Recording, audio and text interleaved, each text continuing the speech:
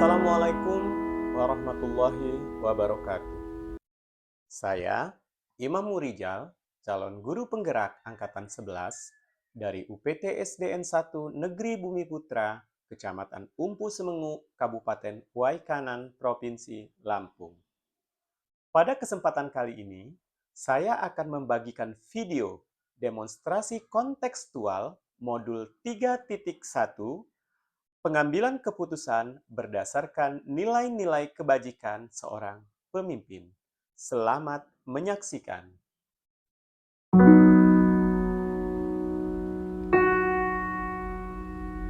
Pada kesempatan kali ini saya berada di lingkungan di sekolahan PAUD Harapan Dusun Sudaris, Kampung Negeri Bumi Putra, Kecamatan Umpu Semengu, Kabupaten Waikanan. Kesempatan untuk berbincang-bincang dengan Kepala PAUD Harapan, Ibu Nurul Komariah, Sarjana Pendidikan.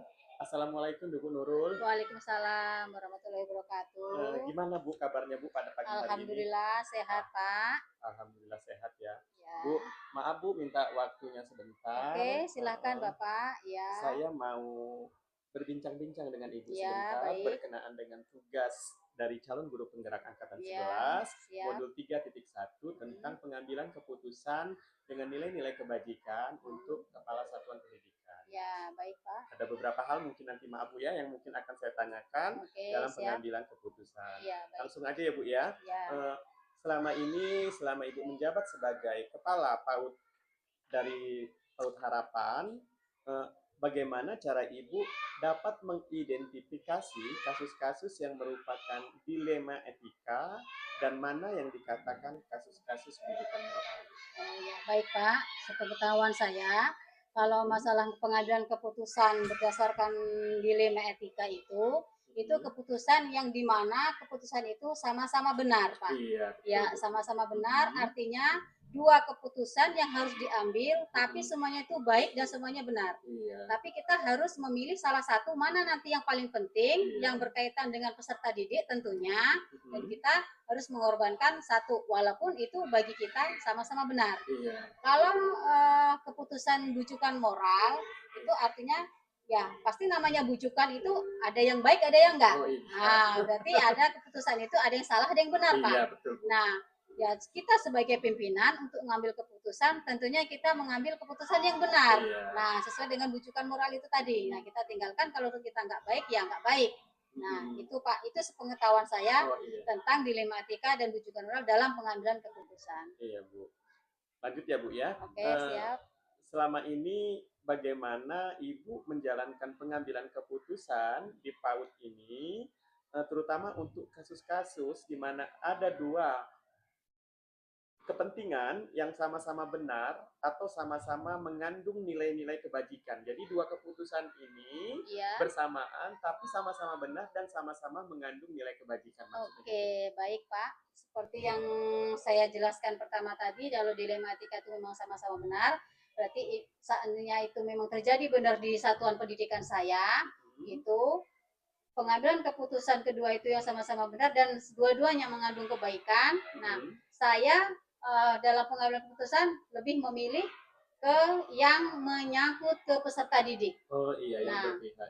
Yang berpihak ke peserta didik itu yang saya utamakan. Walaupun yang satunya pun keputusan itu benar bagi diri saya atau bagi guru atau bagi rekan sejawat, tapi yang saya lebih tekankan pengambilan keputusan itu yang menyangkut ke kegiatan pembelajaran peserta didik itu Pak. Pengambilan keputusan tadi yang dua benar sama-sama benar dengan waktu bersamaan, Ibu lebih memilih kepada kepentingan peserta didik ya Bu ya? Iya, siap. Oke. Kita lanjut lagi ya Bu ya. Berkenaan dengan langkah-langkah atau prosedur seperti apa yang bisa Ibu lakukan selama ini dalam pengambilan keputusan tersebut? Prosedurnya, langkah-langkahnya. Ya, kalau langkah-langkah prosedurnya kan kita keputusan itu harus diambil Pak. Iya, Bu. Nah, langkah-langkahnya ya walaupun kita sebagai kepala sekolah, kepala satuan, kita nggak harus langsung kita ambil keputusan tetap ini ya. Kita langkah-langkahnya harus kita musyawarah dulu sama guru, rekan sejawat, atau sama mungkin bisa melibatkan komite atau wali murid. Nah, kalau misalnya keputusan itu sangat mendesak dan melibatkan mereka. Tapi kalau tidak melibatkan wali murid ya cukup dengan saya sebagai kepala sekolah dan minta pertimbangan kepada guru mana putusan yang baik. Ya, oke Bu. Berarti Ibu dalam pengambilan keputusan tetap melibatkan rekan, Iya, guru, dan siapa-siapa pelaku dalam kasus iya, tersebut. kasus Jadi tetap tersebut. melibatkan ya Bu ya. Iya. Nah selanjutnya Bu, hal-hal apa saja yang selama ini Ibu anggap efektif dalam pengambilan keputusan pada kasus-kasus dilema etika Bu? Hal-hal apa saja ya, hal itu penting banyak yang terjadi di satuan pendidikan ya, Iya Pak. Bu. Misalnya pengambilan keputusan eh, ada salah satu guru sedang mengajar di kelas, tapi kemudian saat itu juga ada panggilan mereka suruh mengadakan pertemuan Iya. bimbingan belajar untuk satuan pendidikan kami. Nah, disitulah kami mengambil keputusan mana yang paling tepat kita ambil. Nah, Iya. jadi tentunya mengacu pada kegiatan yang akan dijalankan itu. Iya, iya. Selanjutnya Bu ya, hal-hal apa saja yang selama ini merupakan tantangan dalam pengambilan keputusan pada kasus-kasus dilema etika Bu? Ya, tantangannya itu Pak. Memang mudah kita mengatakan itu semuanya benar. Tapi tantangannya yaitu kita harus mengalahkan salah satu keputusan padahal keduanya itu baik. Keduanya benar. Nah, tantangannya kita harus mengorbankan, harus berani nanggung resiko yang satunya nggak kita jalankan. Karena kita harus ngambil salah satunya, karena keduanya nggak bisa kita jalankan sama-sama. Jadi yaitu tantangannya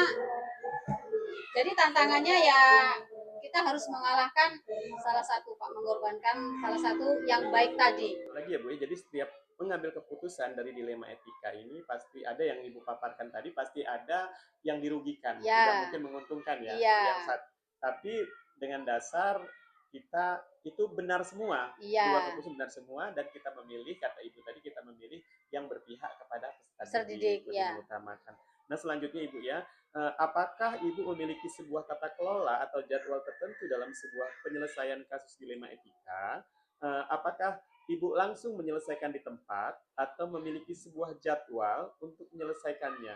Bentuk atau prosedur seperti apa yang Ibu jalankan selama ini, Bu? Kalau masalah itu, Pak, masalah ada terjadwal atau tidak, itu tergantung permasalahan, tergantung keputusan apa yang harus saya ambil waktu itu. Seketika bisa tidak terjadwal karena keputusan itu harus diambil seketika waktu itu juga antara tugas saya pribadi sebagai kepala sekolah dan mengutamakan peserta didik. Mungkin bisa diambil pada saat itulah, tidak harus terjadwal. Tapi ada juga keputusan yang harus kami terjadwalkan.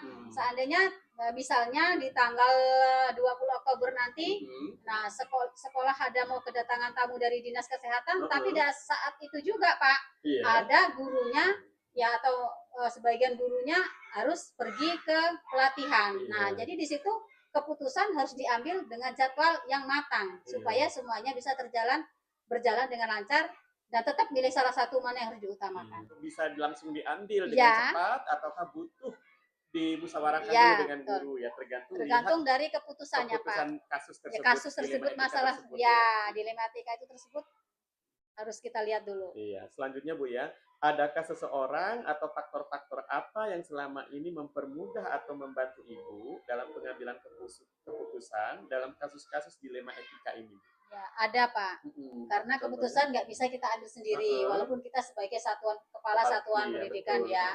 Jadi kita harus ada seseorang terlibat, yaitu guru, nah rekan sejawat, nah mungkin ada atasan kita yang lebih tinggi yang memberikan masukan. Bisa jadi misalnya wali murid pun bisa, kalau itu keputusannya melibatkan mereka. Jadi intinya ada yang terlibat dalam pengambilan keputusan. Tetap ada ya Bu yang membantu ya, nggak bisa keputusan itu kita ambil sendiri. Iya Pak, benar-benar. Karena semakin banyak suara atau pendukung maka keputusan tersebut akan semakin kuat mungkin Bu ya. Ya itu maksudnya Pak.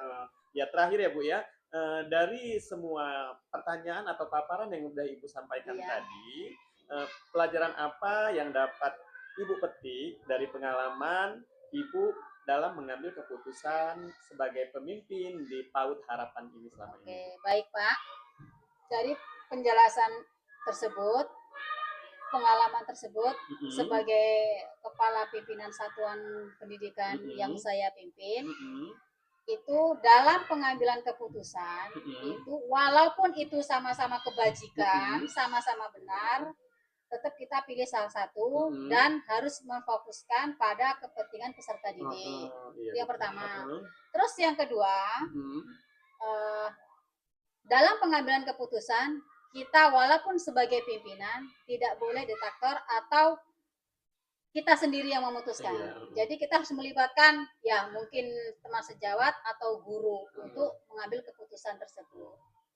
Tuh, seperti itu, Pak. Oh iya. Baiklah Ibu, terima kasih banyak atas waktunya sudah memberikan kesempatan saya untuk mewawancara Ibu berkenaan dengan hal-hal pengambilan keputusan yang setelah Baik. Ibu lakukan selama ini. Ibu sebagai pemimpin daripada PAUD Harapan, terima kasih banyak.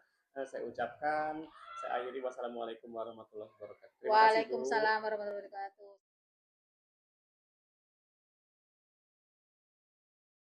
Kali ini saya sudah bersama rekan saya yang bernama Pak Hardani, sarjana pendidikan, adalah kepala sekolah SDN 1 Pancanegeri. Selamat pagi Pak Hardani. Selamat pagi.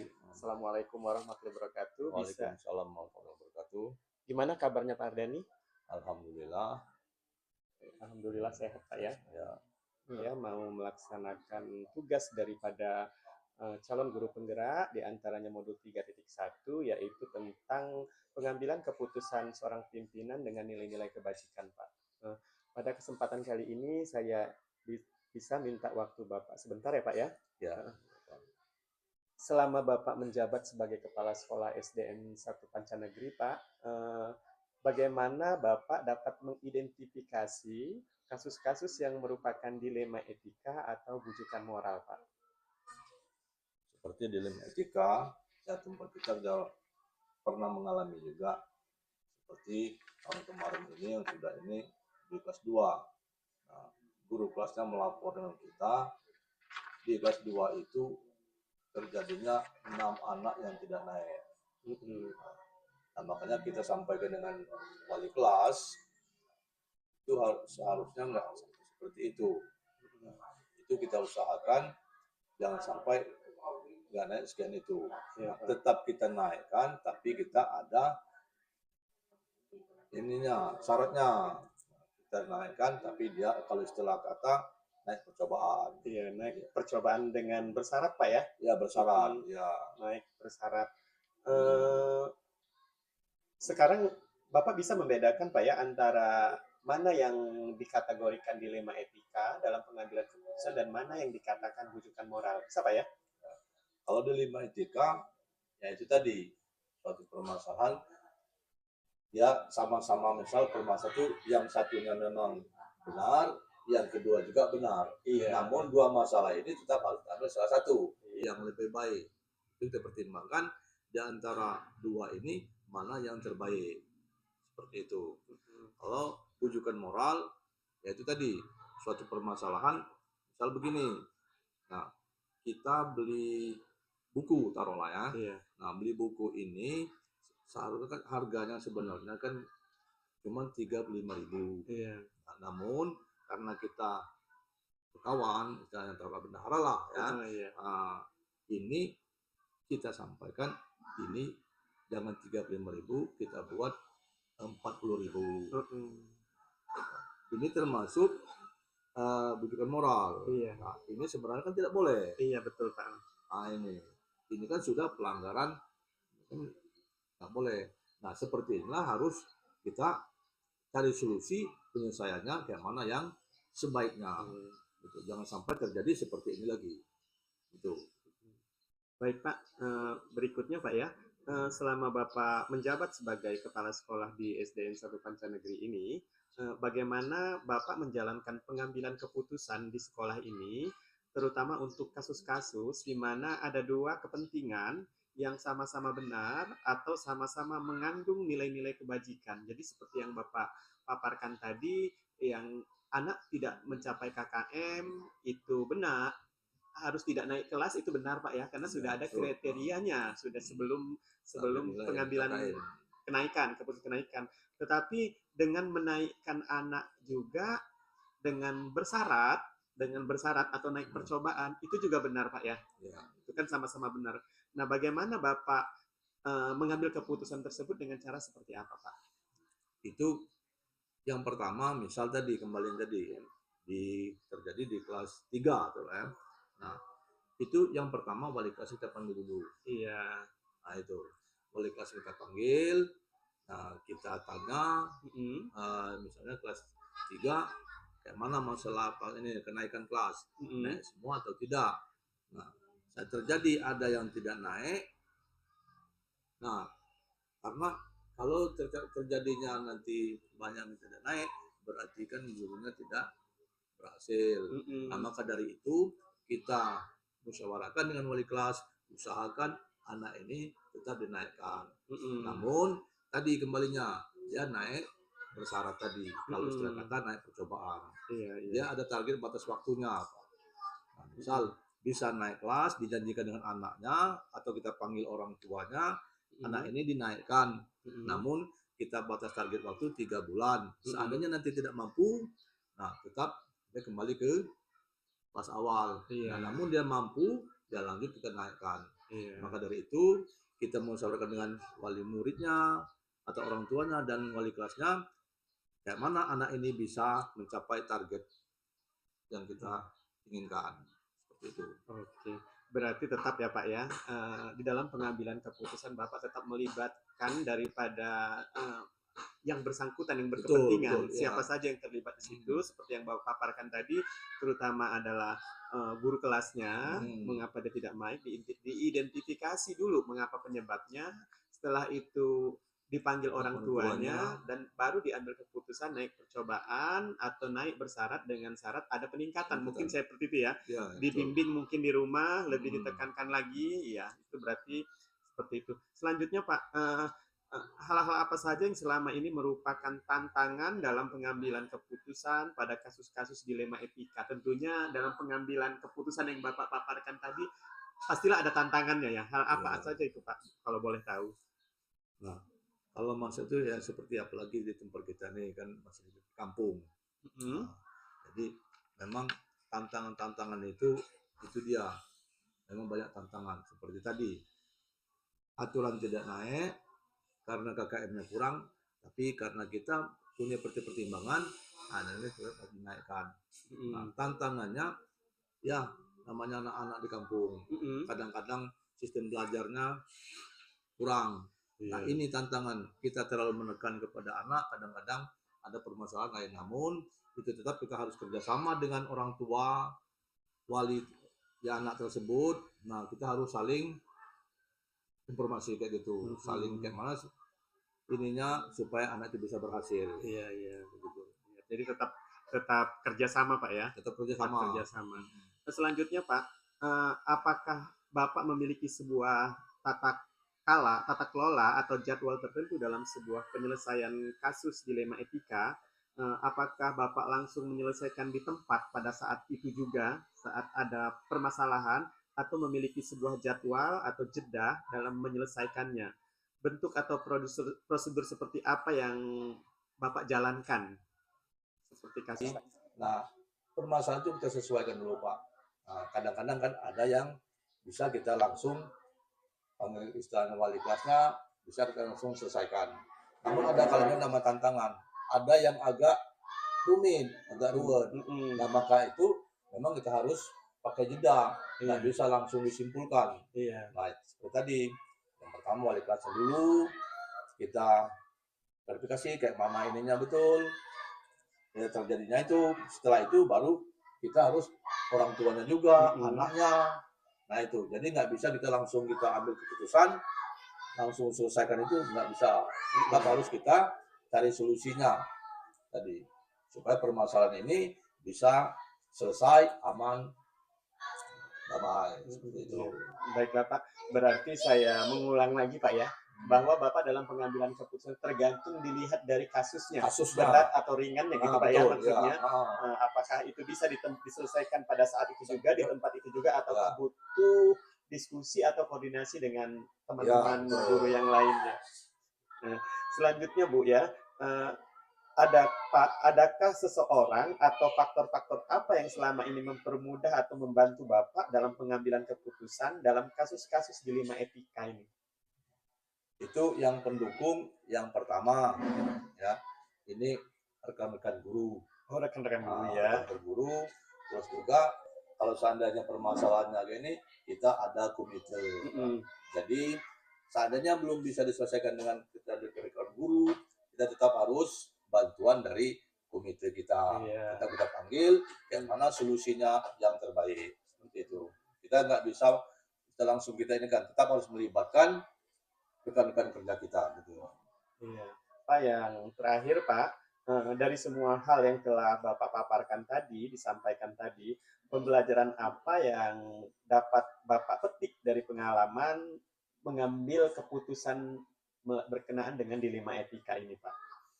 Nah, itu kesimpulannya itu tadi dapat pengalaman kita tadi. Kita nggak bisa istilahnya langsung menyimpulkan seperti tadi kembali dari awal tadi. Satu gampangnya permasalahan tadi, contoh tadi masalah tidak naik atau naik kelas. Nah, itu kan harus kita pertimbangkan. Itulah hasil istilahnya atau apa namanya tadi kesimpulannya. Jadi permasalahan itu selesai, kita nggak ada lagi istilahnya ada yang permasalahan lain-lainnya karena kita sudah sama-sama menyimpulkan, bukan kita sendiri kayak gitu. Itu keuntungannya. Oh iya Pak, baik Pak. Terima kasih banyak Pak atas waktunya Pak ya. Mohon maaf sudah mengganggu waktunya. Terima kasih banyak. Saya akhiri. Wassalamualaikum warahmatullahi wabarakatuh. Waalaikumsalam warahmatullahi wabarakatuh.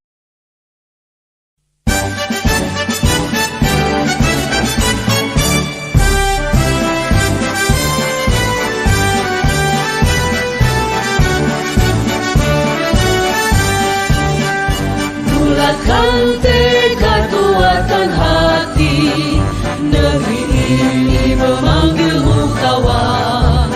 Belajar bergerak berbagi untuk negeri, guru penggerak majukan pendidikan. Guru penggerak menghamba pada murid, kreatif rancang pembelajaran. Hargai potensi, tingkatkan prestasi, lahirkan profil pelajar Pancasila. Belajar bergerak berbagi untuk negeri, kita menjalin kolaborasi. Belajar bergerak berbagi untuk negeri, demi bakti pada Ibu Pertiwi.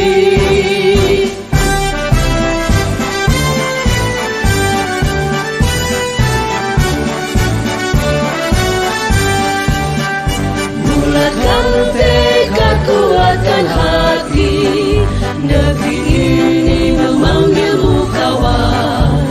Belajar bergerak berbagi untuk negeri, guru penggerak majukan pendidikan. Guru penggerak menghamba pada murid, kreatif rancang pembelajaran. Hargai potensi, tingkatkan prestasi, lahirkan profil pelajar Pancasila. Belajar bergerak berbagi untuk negeri, kita menjalin kolaborasi. Belajar bergerak berbagi untuk negeri, demi bakti pada Ibu Pertiwi. Belajar bergerak berbagi untuk negeri, kita menjalin kolaborasi.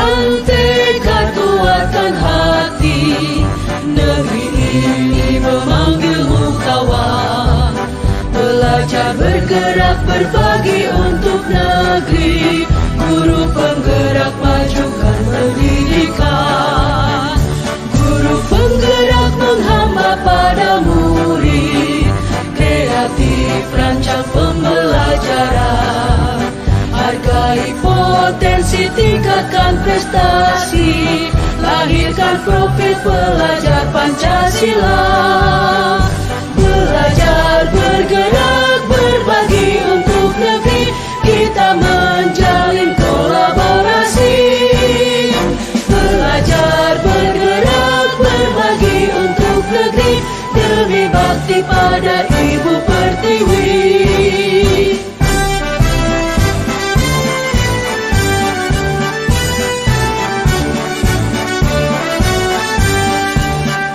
Bulatkan tekad, kuatkan hati, negeri ini memanggilmu kawan. Belajar, bergerak, berbagi untuk negeri.